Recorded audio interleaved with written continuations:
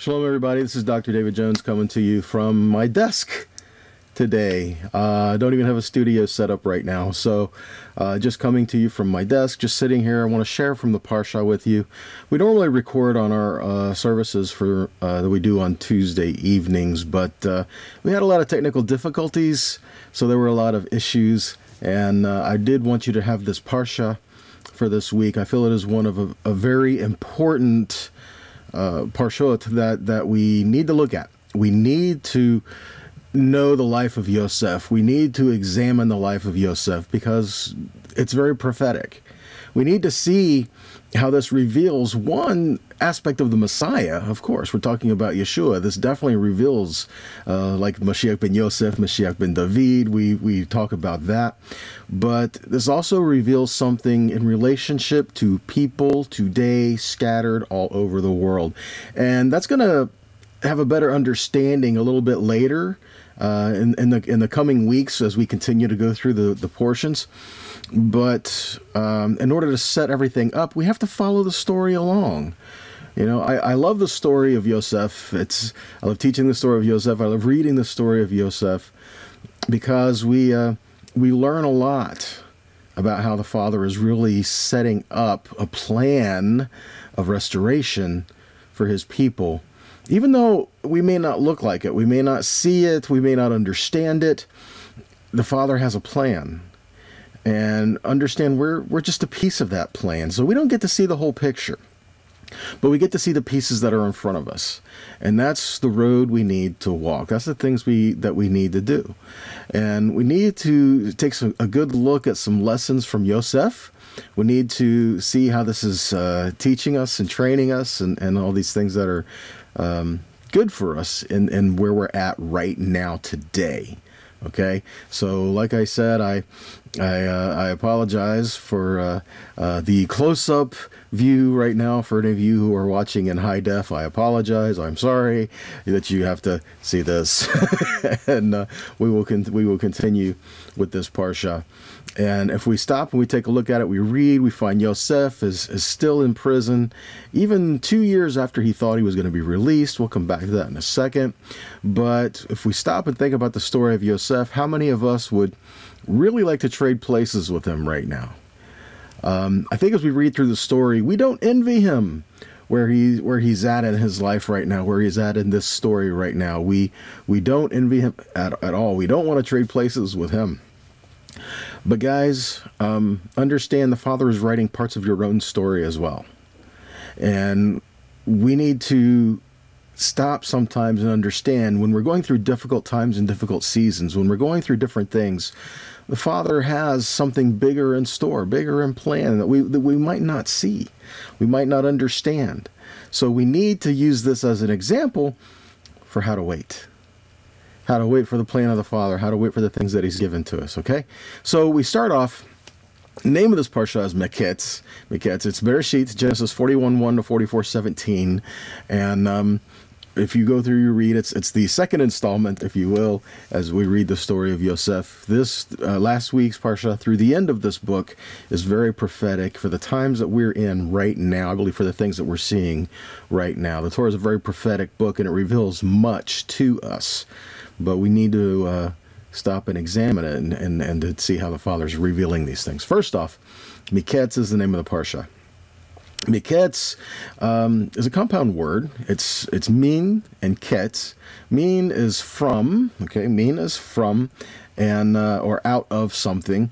Ketz is an extremity or a border or even a process, okay? So what we find is it translates at the end of 2 years. But it's really interesting when we take a look at it in the Hebrew, when we understand Miketz, it's a parsha that's named at the end, but yet here it is in a book called Bereshit in the beginning. And we've talked about this in the past, we've talked about this before, so I'm really not going to go that much into it today to say that God reveals the end out of the beginning. So in the very beginning of things, he reveals and gives us looks of prophecy towards the end of the things that he's doing. Now, that's good for us to look at if you want to study prophecy, because most often when we study prophecy, we go to Revelation, which is fine. But in order to understand some of the things in Revelation, we need to back up. So we back up to what? Daniel. Oh, because Daniel, it's a very prophetic book, and it ties in with Revelation, right? Agreed, but we need to back up a little more. Let's go back to the beginning. You know, even when Yochanan, John, he's explaining things, you know, he says, in the beginning. So if we really want to get a good look at these things, we really need to go back to the beginning and see what the Father is revealing for us at the end. The end is declared from the beginning, okay? So if we start, Genesis 41:1 says, at the end of 2 years, but the Hebrew, Vayehi Miketz Shnatayim Yamim. Literally, it will be at the end of 2 years of days. So it will be at the end of 2 years of days. What? What is at the end of 2 years of days? Now that's very, that gives us very prophetic imagery, doesn't it? That has apocalyptic kind of sounds, doesn't it? You know, when you read through the book of Daniel, it has that type of feel. And I do believe this is what the Father is trying to show us, that he's showing and revealing some things that are going to happen at the end. And here it is in the beginning. Okay, so Miketz is this at the end of 2 years. So it's at the end of this period of time of waiting. Now, just to follow the prophetic timeline thing, you know, so 2 and its derivatives have the same context, the same kind of meaning throughout Scripture. It's 2, 20, 200, 2,000. All of this flies in. So a year is as 1,000. A day is as 1,000. I mean, so all of this goes through together. So when you look at it that way, we could even look to like 2,000 year kind of a thing. And again, not making any doctrine out of that, just kind of stating something when we're trying to explore prophetic things. This is another way to look at it, okay? So Miketz is this period of time that Yosef has to wait. And I'm going to submit, maybe that's the thing that we need to look at as well. Miketz is the time we give when things seem out of our control, when things are not under our control. This is the time that we wait. Miketz is the time that we fill with faith. This is how we wait when we don't understand what the Father is doing. I've heard it said, faith is not waiting. Faith is your attitude while you're waiting. And that kind of makes it real, doesn't it? We can say we have faith, but if we're really worrying and freaking out and going, oh no, what am I going to do? That's not a lot of faith. I mean, we say we have faith, but our actions and the things that we follow through, it has the opposite feel to it. So we say we have faith, but we need to walk and live and behave like we have faith. And so we need to wait sometimes. And that begs the question, how do we wait? How do we wait? I mean, I think of Yosef when he was in these situations. How did he feel when he was deceived? Deceived Joseph. You know, his dad, Yaakov. How did Joseph feel when he knew that his brothers deceived their father? How did Yosef feel when his brothers threw him into the pit? How did Yosef feel when life was difficult, when he was sold as a slave, when he was thrown in prison for being falsely accused? I mean, how did he feel? We don't know. I mean, we can speculate. I'm pretty sure we would be pretty close. But we don't know for certain because it doesn't really say. All right. Matter of fact, if we were to take a look at the scriptures that states how Yosef felt when he was forgotten, I haven't seen any. You know, in the Torah, I haven't seen any. Or how about this? Let's take it a step further. How about the list of people that he complained to while he was wrongfully accused and thrown in prison? I don't see that list either.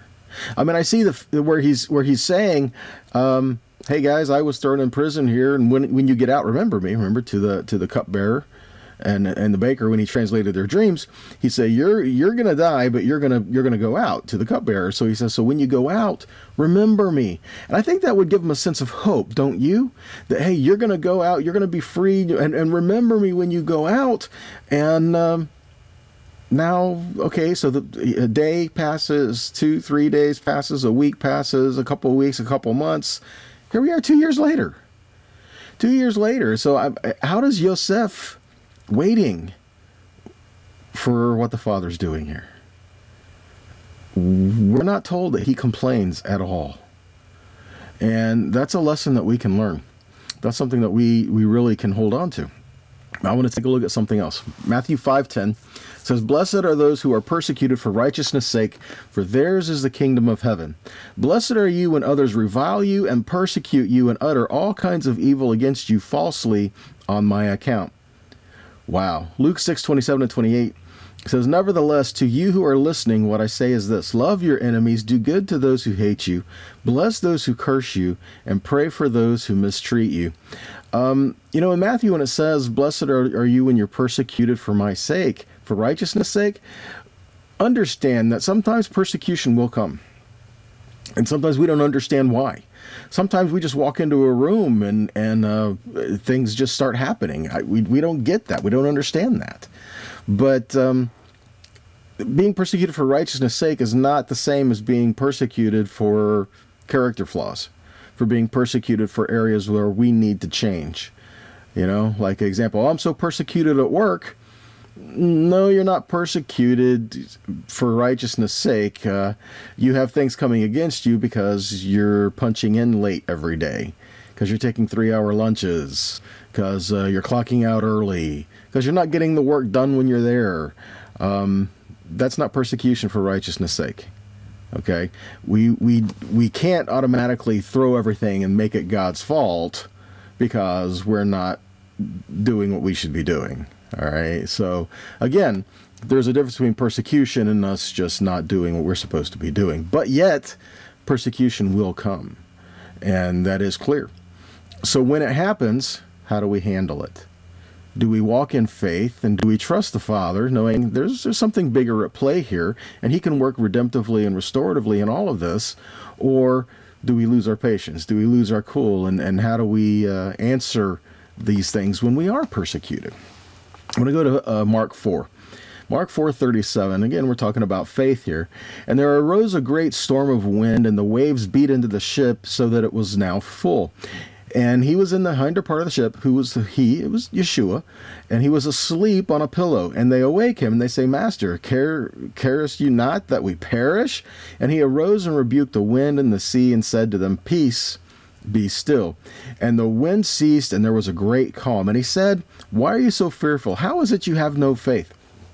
Again, this is pretty interesting because here they go out on the boat and the Galilee, and the Galilee, it's not really a sea. I would put it more like a lake, like a really, really big lake. But here we are. They're on the water, and this storm comes up and it's rocking them all over the place, and they start taking on water, and Yeshua's asleep. And his disciples wake him up and say, "Don't you care that we're going to die?" And he's like, what are you talking about? We're not going to die. Why don't you have any faith here?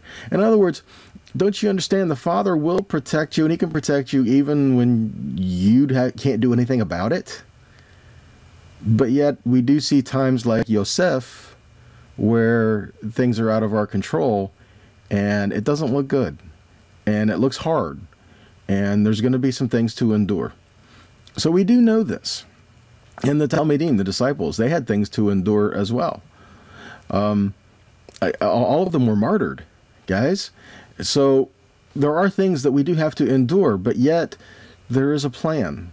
And there is more at play than what we can see. And we need to understand that when there is more at play than what we can see, we need to trust the Father. We need to be patient in the things that He's putting before us. So in regards to patience, Psalm 37:7 says, "Be still before Yahweh and wait patiently for Him. Fret not yourself over the one who prospers in his way, over the man who carries out evil devices." Ecclesiastes 7:8 says, "The end of something is better than its beginning, so the patient are better than the proud." Galatians 5:22 says, "But the fruit of the Spirit is love, joy, peace, patience, kindness, goodness, faithfulness, gentleness, self-control. Against such things there is no law." Again, if we started back in Psalm 37, it says, "Wait patiently for Him." Don't fret over people who you see prospering.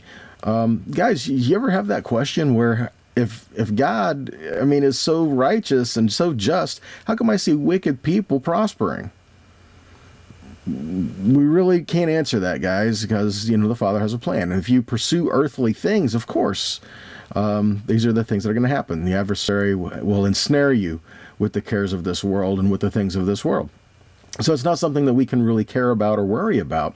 But yet when we see these things happening, there are certain biblical principles where if you do them, it will bring prosperity. You know, if you give, it will be given back to you. If you bless, you'll be blessed. It's just the way it works. You cannot be following Torah at all, but be giving to the poor and helping the homeless and doing all these things, and blessings will come. It's just the way that it works. It's the way the Father designed it. Okay? So don't worry about these things when you see other people and you don't understand, well, how come this is happening? Guys, you need to walk the walk that is put in front of you. I'm sure at some point Yosef could, I'm not saying he did, I'm saying he could have said, Father, I just tried to do what my father was trying to tell me. I just was trying to do the right thing. How come I ended up here? I was just trying to do what he wanted me to do. Now, granted, we know that Yosef had some problems. We know that he was a favored child, and he probably did have a sense of entitlement, and he probably did have a little thing against his brothers, you know, where he felt he was better than them, and he did have some pride in there, some arrogance, some youth that brings that as well. So these things did have to change. But he could have at any point just said, I'm just trying to do what my father was telling me to do. How come all this stuff is happening to me? But we don't have a record that he did that. So we need to take that as a lesson. We need to be patient in waiting for the Father and the things that he is bringing us through, because he will bring us through. All right? So now we get to the dreams. So now we look at Yosef's dreams, and why do I say Yosef's dreams? I thought Pharaoh had the dreams. Pharaoh did have the dreams, but I want to make the point that not only was it Pharaoh who had two dreams, Yosef had two dreams at the beginning of this story that we see. First was the sheaves of wheat bowing down to his sheaf, and then the sun, moon, and stars bowing down to him. And the two dreams, here's a point I want to make, the two dreams are the same dream, so to speak. They are connected. They have the same interpretation, okay? And the twice, meaning this is going to happen quickly. So the two times, meaning this is going to happen pretty quick. And he didn't see them bow down to him the next day. So that didn't happen quickly, but yet things were put in motion to happen quickly. And I think Yosef got to a point to where he didn't recognize this in the middle of it. He recognized this later on. And so he gets to this point where he sees these two dreams, because these two dreams happen, they start to happen pretty quick, you know? And we can see that now because we're looking back on it. But yet in the middle of it, it was kind of hard to see. I have these dreams, and next thing I know, I'm in a pit, and I'm being sold into slavery, and I'm being falsely accused, and I thought these dreams. So again, don't lose sight of where the Father is calling you to, because even though it may not look like it right now, there is a plan, and there are things that he is designing to work for his good, all right? So in these dreams and in these things that happen, Joseph can make choices along the way. Now, he had a lot of choices to make. All right. I mean, he had the choice to run from Potiphar's wife. When he was falsely accused, he could have spoke up. There's a lot of choices that he had. Okay. But in the choices, there were some things that were out of his control. So we had to stop and take a look at this. He was just a piece of the puzzle, or I'm going to say piece of the prophecy, that was for the descendants of Avraham. Remember in Bereshit 15, he always said to Avram, he said, your offspring will be sojourners in a land that's not theirs, and they will be servants there. They will be afflicted for 400 years, but I will bring judgment on that nation that they serve, and afterward they shall come out with a great possession. So did Yosef know about this prophecy? Probably. Because it was to Abraham, Isaac, and Jacob. So he probably knew about it, but did he understand that what he was going through was the integral part of this coming to happen? Probably not. And it's like that with us too. You know, the Father has a plan, and he's got these amazing things for a plan of restoration and redemption for his people. But we may not know and fully understand the role that we play in the middle of that, but we do have a role to play in the middle of that. Okay? So he was a part of this plan, but we can get into, so was this free will or was this providence? Well, that's kind of a difficult thing to get into. Was this free will or was this providence? Yes. That's a typical rabbi answer, right? We have a problem with this, and it causes a lot of fights and causes a lot of arguments when you start talking about free will versus providence, because we do have free will, but yet there is providence at hand as well. So how do these things work together? How do these things coincide with each other? Rabbi Akiva said, all is foreseen, yet freedom of choice is given. The question is, if God knows in advance that we're going to do something, then we're not free to do it. We do it because he said we're going to do it. But on the other hand, if we are free, completely free, no one can know the choice that we're going to make before we choose. So this is a problem for us because we live in time. But Yahweh is outside time. He is limitless. He knows no bounds. He is eternity. He is eternal past. He is eternal future. Okay? God lives outside of time. We live within the confines of time. So different perspectives allow for different levels of knowledge. It's not just a matter of, oh, God's been around for a very long time, so he knows a lot. No, he lives outside of time, so he has a different perspective on things than we do. And so this is something to keep in mind when things are getting difficult. We're like, why is this happening right now? There are things outside of time that we don't comprehend, but yet if we could pull back and see the bigger picture, it would make sense. But we do have choices to make along the way in that, okay? The Torah shows us that a later event can force us to reinterpret an earlier one. How do I mean that? Things are not as we perceive or interpreted them to be. When we're going through something, we don't have the same perspective than when we look back on it.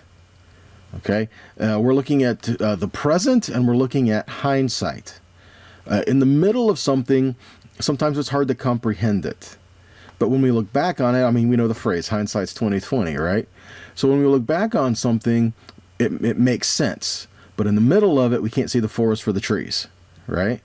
So this is where, again, faith has to go in, come into play. We need to trust the Father, and we need to keep walking the path that he's put before us, and we need to trust him that he is going to continue to lead us, because we see the present. We don't see the future. But yet Yahweh can direct us in the path that he desires. There are two time perspectives that are found in Judaism, Halakha and Haggadah. Halakha, we learn to make choices in the present. Halakha is the way we do things. Halakha is the word for walk. Okay? So we learn to make choices in the present. It's the way we do things. It's not necessarily the why we do things, it's the way things are done. Okay, so it's just how you go and live your life on a daily basis, how you do things, all right? Halakha is the way that a person is directed to behave in every aspect of life, encompassing civil, criminal, religious law, just the daily things of life that you go through. Now, Haggadah is how we understand the past. Haggadah is also where we get the word Haggadah, like the Passover Haggadah, that it's the telling of the story. So Haggadah is a telling of a story, a telling of something.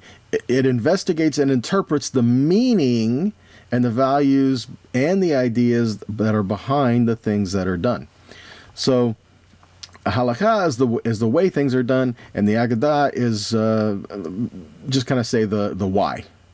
All right, so it explains the meaning of things and the why of things.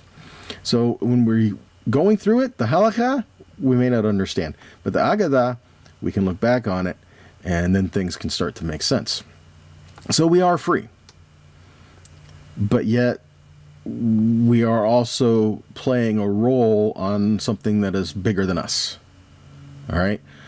We choose, but we are chosen. We live between these two things. We live between freedom and providence. We live between our decisions and God's plan. Proverbs 16:9 says, a person may plan his path, but Adonai directs his steps. What this means is make plans. Make a plan for your life. Do what you feel is the right thing to do. You know, do the things to live the way you need to live. But yet Yahweh has completely the latitude to come in and make changes to those plans however he sees fit. So plan, but Yahweh can change those plans. See, these are choices and providence. All right, because if our choices lead us off the path, he can intervene and put us back on the path. So make the choices. You know, that's why we're constantly told in Scripture, choose life over death. Choose blessing over cursing. I've set these things before you today. Choose. And so we do have the responsibility to make these choices, but yet we try to follow the plan that the Father is laying out in front of us. I mean, think about this. When Israel was released from Mitzrayim, when Israel was released from Egypt, they crossed the sea, and Yahweh didn't say, okay, guys, the promised land is that way. I'll see you later on. You know, I'll show up at some point. Just go on and have fun. You guys go on, and I'll catch up. No. He brought them through. He brought them through the sea. He freed them from Mitzrayim, and he brought them to the mountain, so that he could reveal himself and his ways and his desires for the people, so that when they go into the land, they could walk free and walk according to his plan. Complete and total freedom, what we say, oh, I want complete and total freedom. We don't want freedom, we want anarchy. Because freedom has guidelines. Freedom is that you are free, but you are not free to be harmful to those around you. Guys, it's a scriptural principle. You're free. You can do what you want. But if you hurt those around you, there are consequences to those actions. Is that freedom? Yeah, that's freedom. Because freedom tries to protect all of its citizens. Okay? Here's another example. Romans 6:16 says, don't you know that if you present yourselves to someone as obedient slaves, then of the one whom you are obeying, you are slaves, whether of sin, which leads to death, or of obedience, which leads to being made righteous. So, verse 17, by God's grace, you who were once slaves to sin, obeyed from your heart the pattern of teaching to which you were exposed, and after you had been set free from sin, you became slaves to righteousness. So, again, he's saying, so you were a slave to sin, but I have set you free.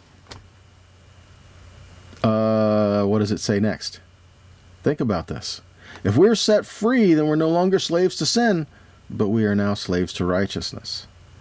And that means we have choices to make. We choose to walk in the path the Father puts. We choose to walk in righteousness. We choose to walk in his righteousness, which is walking in his word. Not our own righteousness. That leads back to sin. But his righteousness, which means walking in his word, walking in his ways. We're free, but we're free to serve him. All right? Because that truly is the path of life. So now we go back to Pharaoh and the dreams that Pharaoh has. Okay, Genesis 41:8, we take a look at it. So it came to pass in the morning that his spirit was troubled, and he sent and called for all the magicians of Egypt and all the wise men thereof. And Pharaoh told them his dream, but there was none that could interpret them to Pharaoh. Why could none of Pharaoh's wise men or magicians interpret this dream? It's easy for us to look back on it and to say, oh, well, of course, that makes sense. That's got to be the interpretation. I could have said that, but you didn't. You were told what it said, and you went, oh, yeah. So being in the middle of something, you may not stop and say, I know what that means. These guys couldn't interpret it because it was a dream from Yahweh, so who can interpret it other than someone with the Spirit of Yahweh? They weren't going to interpret it because God did not want them to interpret it. They had to send for Yosef, someone in whom is the Spirit of the living God, right? Let's look in Job. Job 33:14 says, "For God speaks in one way and in two, though man does not perceive it. In a dream, in a vision of the night, when deep sleep falls on men while they slumber on their beds. Then he opens the ears of men and terrifies them with warnings, that he may turn man aside from his deed and conceal pride from man. But he keeps back his soul from the pit and his life from the perishing sword." So we have dreams. Now, guys, I want to make a point of saying something. I do believe that dreams mean something. I do. But I do not believe that all dreams originate from Yahweh. I believe that some dreams are, you shouldn't have ate something spicy that late. I believe some dreams are we're worrying about things, and the mind doesn't shut off when you sleep. So you're still thinking about the things that you're stressing about. And it plays in our minds, and that can give us dreams, and that can give us things as well. Things that we're thinking about tend to show up in our unconscious. So when we have dreams, it's not to be led by our dreams, but we need to be able to discern them. And so in order to discern them, that's when we need each other and we need people. You know, sometimes our dreams are not the way that we perceive them to be.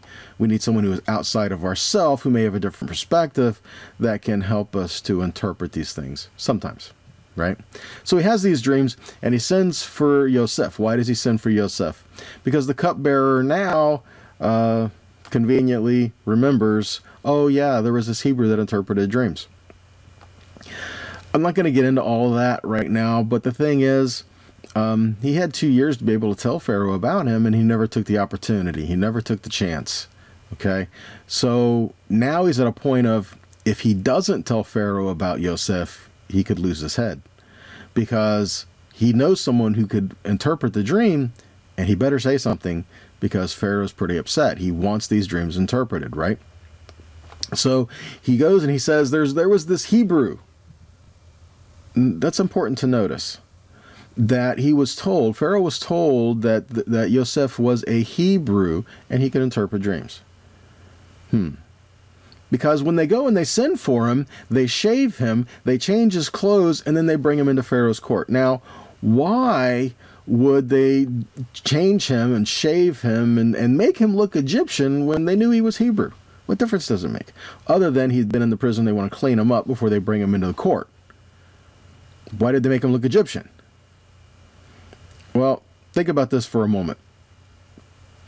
If he brings him in front of the court, it's not just Pharaoh he's coming before. He's coming before Pharaoh and all those that would stand in there with him, his entourage, you know, his court, his appointed officials. All of these people are right there.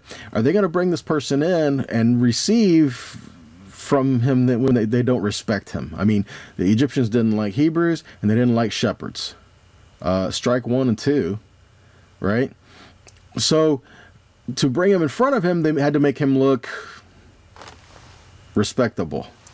Okay, so they had to make him look like someone who they would receive from. All right. So again, the cupbearer now says he was a young Hebrew slave. He brings him in, and he makes him appear as something as though he's not. He was made to look Egyptian when he was Hebrew. In fact, he dressed him up like the rest of the world. You know, he dressed him up like everybody else was, made him to look like something that he wasn't. And his true identity from this point forward for a while is concealed. I mean, even when he talks to the people, he uses interpreters. See, his Hebrew identity is now pushed down and is now concealed from this point forward. Even though Pharaoh knew it, the people would not see him as Hebrew. That's something to think about, guys, because especially when you look in aspects of Yeshua and Yosef, and things that we find in Yosef showing us the Messiah, Yeshua has been portrayed as something he's not. I mean, we say, oh, you know, Yeshua, he was a Jew. Oh, wow, yeah, I knew that. But do you understand what that means? It means he would have kept the feast. He would have kept the Moedim. He would have read and followed Torah. He would have done the things that we're told they're Jewish things, but he would have done them. He was a Jew. So again, was it a Jew thing or was it a God thing?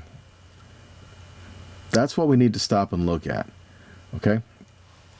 So, masks. I want to bring this out because he was revealed as something that he was not.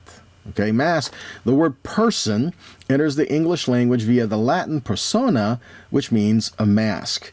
It originally signaled the part played by an actor on a stage in a culture, Hellenism, in which the theater played a central part in the portrayal of the human condition. It then became a role played by the individual within society because of the metaphor, society as theater. It was then generalized to mean any individual within society.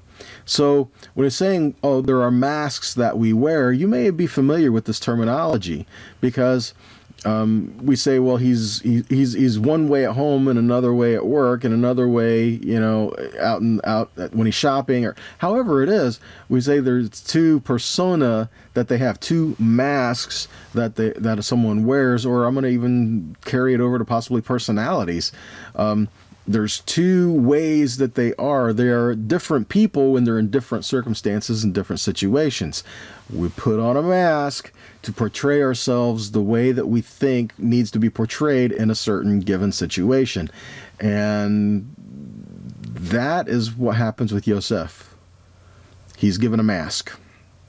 He's given a persona that he is to carry out. He is given a persona as a viceroy in Egypt, and he was Hebrew. He was not an Egyptian. But I want to bring this to make this personal. We need to find our worth not in who we try to portray ourselves to be. We need to be real, we need to be honest, and we need to understand that our worth is found in Yahweh. Our worth is found in Him. We are not how others say we are, especially if you're a new believer here. You've just given your life to the Lord, and now what do? The old things have passed away, all things have become new. You are not the way that people have perceived you in the past. So these things need to change. Okay? So you are not the way that people perceive you. Your worth is not determined by others. You are who you are because it's the way that Yahweh created you to be. And that is something we need to be mindful of all the time. Because when we try to put on masks to try to be in certain situations, we end up making things worse, not better. Okay? So Genesis 41:15. So Pharaoh says to Yosef, I have dreamed a dream, and there is none that can interpret it. And I have heard say of you that you can understand a dream to interpret it. This is pretty interesting. He says, I have heard it said of you that you understand dreams. It's not exactly understand is the word that's used. Okay? What it says in the Hebrew is Tishma Chalom Liftor Oto. You understand is Tishma, which is the word Shema. Understand is not Teda. This is from where we get, Yada, to know, to understand. It's not Teda. It's not you understand. It's Tishma. It's you hear and understand. That's different. Because he's saying, I understand that you can interpret dreams because you Shema. To whom? To Yahweh. To the one that created everything. To the one who gave the dream. I mean, Yosef doesn't stand and say, yes, Pharaoh, I can interpret your dreams. No, he says, Yahweh will interpret your dreams. Okay, and it's kind of like Daniel kind of a thing too, right? No, I can't interpret your dream, but I know who can. Let's seek him and see what he has to say. Okay, so Shema is given here, and what is the result? I mean, Pharaoh says of Yosef, in him is the Ruach Elohim. He is such a wise and understanding man. In him is the Spirit of the living God. In him is the Ruach Elohim. And why was he wise and understanding? Because he Shema. Makes me think of Deuteronomy 4, before we even get to the Shema. Deuteronomy 4, verse 5, it says, Behold, I have taught you statutes and judgments, even as Yahweh my God commanded me, that you should do so in the land where you go to possess it. Keep therefore and do them, for this is your wisdom and your understanding in the sight of the nations, which shall hear all these statutes and say, Surely this great nation is a wise and understanding people. So he's saying because we Shema, it will help give us wisdom. Not man's wisdom, God's wisdom. If we hear and listen to him and the things that he is giving us, we will have wisdom here in this earth. And it will be a testimony to the Spirit of the living God dwelling in his people. Okay? Genesis 41:49. So thus Yosef gathered very much grain, like the sand of the sea, until he ceased counting, for it was without number. I find this interesting. He says he gathered grain like the sand of the sea. Last time I checked, grain doesn't grow on the beach. So why would he make the connection if he gathered the grain like the sand of the sea? Because I believe this is tying us back to something else that the Father said. I believe this is tying us back to Genesis 22. It says when he was speaking again of Abraham, Isaac, and Yitzhak, Abraham, Isaac, and Jacob, he says that in the blessing I will bless you, and in multiplying I will multiply your seed as the stars of heaven, and as the sand which is on the seashore. And your seed shall possess the gate of his enemies, and in your seed shall all the nations of the earth be blessed, because you have obeyed my voice. Because you Shema, then like the sand of the seashore. So again, bar is the word for grain, but what else does the word bar stand for? Son. So he says, because of in this, Yosef gather, which Yosef means gather.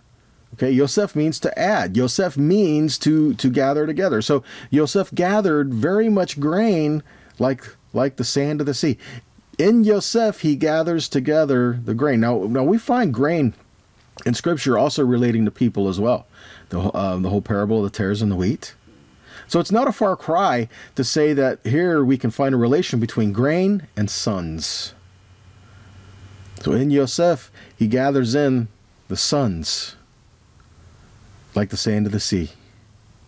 Now, if we start to think about who Yosef becomes, Yosef and his sons, Manasseh and Ephraim, and how Ephraim becomes a great and mighty nation, he becomes the Meloah Goyim, the filling of the nations.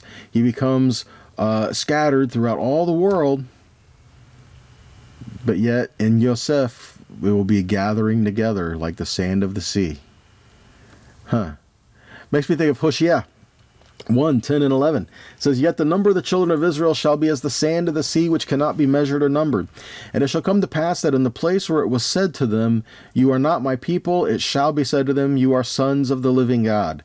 Then shall the children of Yehudah and the children of Israel be gathered together, and appoint themselves one head, and they shall come up out of the land, for great shall be the day of Jezreel. So this is pretty cool, because he says, so you are not my people, but they shall be called sons of the living God. Sons. You are not my people. Who are not his people? People not in covenant with Yahweh. Gentiles. People of the nations. You are not in covenant, but yet there is a time when you will be called sons of the living God. You will be called sons and be gathered in together like the sands of the sea. That's prophecy, guys. And that is part of what we're seeing and experiencing in times today. Genesis 42:5. So thus the sons of Israel came to buy among the others who came, for the famine was in the land of Canaan. I find this extremely interesting that the very first reference to the phrase sons of Israel is when they were mixed with all others from around the earth and coming before Yosef. Interesting, isn't it? That the very first time the phrase the sons of Israel, I mean, we know when we interpret Scripture, the first time something is mentioned, it helps set a precedent for later on and how we're to interpret things a little bit later. So the very first time we see the phrase sons of Israel is when they're mixed with others from other nations and all others as they're coming before Yosef to be gathered before Yosef so that he could give them the bread of life. And what could that be a picture of, guys? Zechariah 8:22 and 23. So, yea, many people and strong nations shall come to seek the Lord of hosts in Jerusalem and to pray before the Lord.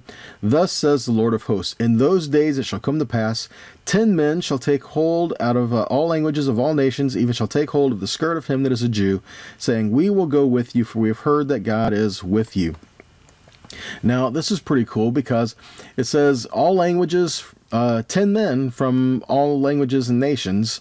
Okay, a lot of times when Scripture talks about nations, it's 70. So where's this 10 coming from? How do we relate 10 with all languages and nations? Guys, this is the northern kingdom of Israel. This is Ephraim. This is Yosef, who was scattered and exiled all over the world. This is how we find 10 being in all the nations, in all languages. And it says they shall take hold of the skirt of him that is a Jew. I'm going to say the hem of his garment. Does that kind of give us a clue? Wink, wink, nudge, nudge. And to take hold of Yeshua and say, we will go with you. We have heard God is with you. We will return to Israel in you. And that is what the Father's calling us to. Guys, if you are in Messiah Yeshua, you're not a Gentile anymore. That's why he can say there's no longer Jew or Gentile. Well, then what are you? You're Israel. You are part of a whole. You are part of something that is bigger than you. You are Israel. So back to the story. Genesis 42, 7 and 8. Yosef saw his brothers and he recognized them, but he treated them like strangers and spoke roughly to them. Where do you come from? He said. They said, from the land of Canaan to buy food. Yosef recognized his brothers, but they did not recognize him. Now, he's kind of testing them. He's not, I don't believe he's holding any malice here. I believe he is testing them to see if they had changed. And further, he starts asking questions. I mean, he wants to know about Benjamin. He wants to know, so did they treat my brother the same way they treated me? And how are they treating the rest of the family? Are they treating father well? Is if my father's still alive? I mean, all of these things, he's finding out where they're at and if they've changed. Okay? So Joseph's brothers did not recognize Yosef. And I'm going to say even today, our brothers do not recognize Yosef. But that's changing. Yosef, at this point, doesn't even recognize the brothers. Even today, we're finding there's this identity problem. We need to realize you are Israel. And how? Guys, Messiah Yeshua brings us in to be part of a covenant that was established a very, very long time ago. So even today, Joseph's brothers don't recognize him. Micah 2:12. I will surely assemble all of you, O Yaakov. I will gather the remnant of Israel, and I will set them together like sheep in a fold, like flock in its pasture, a noisy multitude of men. Ezekiel 28:25. Thus says the Lord God, when I gather the house of Israel from the people among whom they are scattered. Check it out. Gather who? The house of Israel. From where? From the people among whom they are scattered, and manifest my holiness in them in the sight of the nations. Again, where the people, they're scattered all over, and they're in the nations. And then they shall dwell in their own land that I gave to my servant Yaakov. So again, this is part of prophecy when the Father gathers in all the people of Israel and that are scattered all over the world, and he brings them back to himself and brings them back to Israel. So Yosef recognizes his brothers. This is how this starts. Yosef has to come to recognize his brothers. Then it can start the process to where the brothers start to recognize him. But in the meantime, we've got this disconnect, and we need to find that connection. And it is in Messiah Yeshua that we are brought back into Israel and covenant. So they did not recognize him. And we read that in the scripture, but it makes me think of John 1:10-12. It says, he was in the world, and the world was made by him. The world knew him not. He came into his own, and his own received him not. But as many as received him, to them gave he the power to become the sons of God, even to them that believe on his name. So we find here the covering and revealing one more time that is being given here, and it's really neat to look at. Isaiah 42:16 says, I will bring the blind by a way that they knew not, and I will lead them in paths that they have not known. I will make darkness light before them and crooked things straight, and these things will I do to them and not forsake them. It's neat because he says, I will bring the blind by a way that they knew not. Okay, so what he's looking here, okay, in the Hebrew, veholakti, ivrim, Okay, that's the word for not ivrit. Okay, ivrim. Bederech lo yada'u. So what he's saying is, I will bring them that were blind, that are blind. The word there for blind is ivrim. The word avar, spelled ein, vav, resh, is the word for blind. Okay, the word for Hebrew is ein, bet, resh, ivri. Okay, ein, avar, ein, bet, resh. So we can be blind, but if we allow ourselves to be joined, that's the vav there, to the house, the bet, we will be Hebrew. In other words, I was blind, but now I see. Sounds like a song we may have known, huh? So again, we're blind, but we're joined to the house. He says, I will bring you blind, and I will bring you by ways that you didn't know. We didn't know these ways. Much like when they were in Egypt and God brought them out, they didn't know his ways. He had to teach them his ways. And they saw him, right? Same thing for us. So in order for reconciliation between the brothers to occur, two things have to happen. One, Yosef has to be able to change his opinion and his attitude toward his brothers. And two, Yosef's brothers would have to change their view of Yosef. In other words, they would both have to change how they viewed and received each other. Not an easy task, is it? There could be a lot of reasons why Joseph's brothers did not recognize him. I mean, think about just a few of these. One, they didn't know he was in Egypt. Two, they believed he was a slave. I mean, when someone was sold as a slave, I mean, what, they're going to be a ruler somewhere? That just doesn't happen. Three, the man that was in front of them that they bowed to, he was a ruler. And then another, he looked Egyptian. He spoke Egyptian. He walked like an Egyptian. He used an interpreter. He had an Egyptian name. He was wearing a uniform that had a high rank. Guys, who was standing in front of them was Yosef. He was Hebrew. But he was dressed up and made to look like something he was not, and he was presented to the world that way. It's an identity crisis, and we see part of this identity crisis today. How can our brothers recognize Yosef, speaking prophetically, if we are not willing to see who we are in Israel? If we can't say we're a part of Israel, then we will not be gathered together as part of that remnant of Israel. Think about that. Whether we are descended from one of the tribes or whether we are grafted in, we are still part of the same covenant, still a part of Israel. Ephesians 2 says, your former state was Gentiles. You are no longer Gentiles. You used to be Gentiles. You were estranged from the commonwealth of Israel. You were foreigners to the promise and the covenants and the things that Yahweh had established. You didn't know any of these things. But now, by Messiah, you who were far away have been brought near. You who were once Gentile are now brought near to the commonwealth of Israel. And if you are part of the commonwealth of Israel, you are no longer called a Gentile. Nor are you a Jew. What are you then? Israel. In reality, Yosef has a dual identity. He appears to be one thing, but in fact, he is another. Yehuda went through exile, but they maintained their identity. When Yosef was exiled and dispersed, they were assimilated, and they lost their identity when they were scattered. And this is part of the things, guys. Yosef is dressed up in all the nations like something he's not.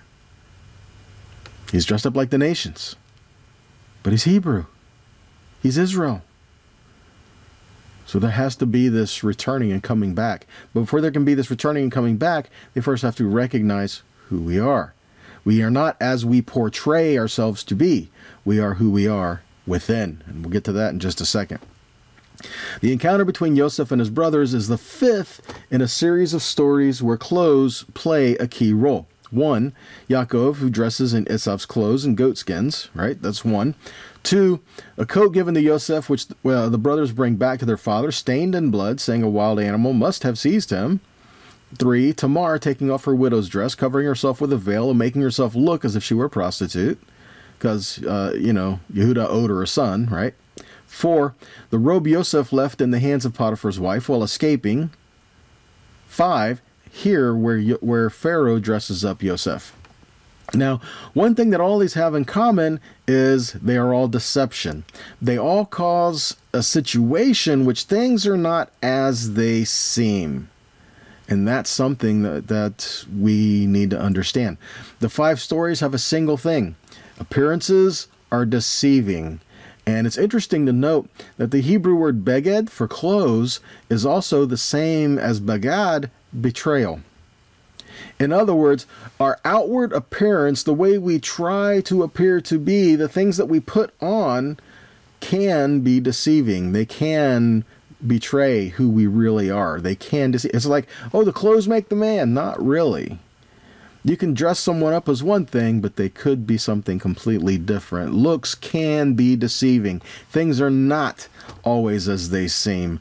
We need to walk by faith because Yahweh looks at the heart. We're told to Shema Israel, hear Israel. We're not told to look Israel. Look Israel, look at that, look at that, look at that, look at that. No, we're told to hear and obey. So we need to hear the voice. That's why Yeshua says, my sheep hear my voice.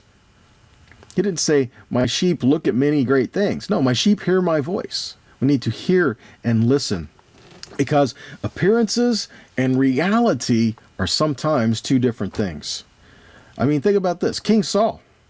Saul looked the part of a king, but yet he lacked self-confidence. And he was even rebuked because of that. I mean, Samuel told him, you may be small in your eyes, but you are the head of the tribes of Israel. See, Saul looked like a king, but he had problems looking at himself. He followed the people instead of leading them as a king. He feared them. And that's where a lot of problems came in. Because, I mean, like, here's one example. When he was sent off to go and destroy even the flocks that of this people, he kept the flocks alive.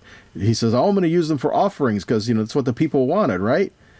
That was still rebellion because God said, don't even let the flocks live. So this was rebellion, and you can't offer your rebellion as a sacrifice. All right. David. David was the opposite of the role. Samuel's first instinct when he lined up Jesse's boys was Eliab, right?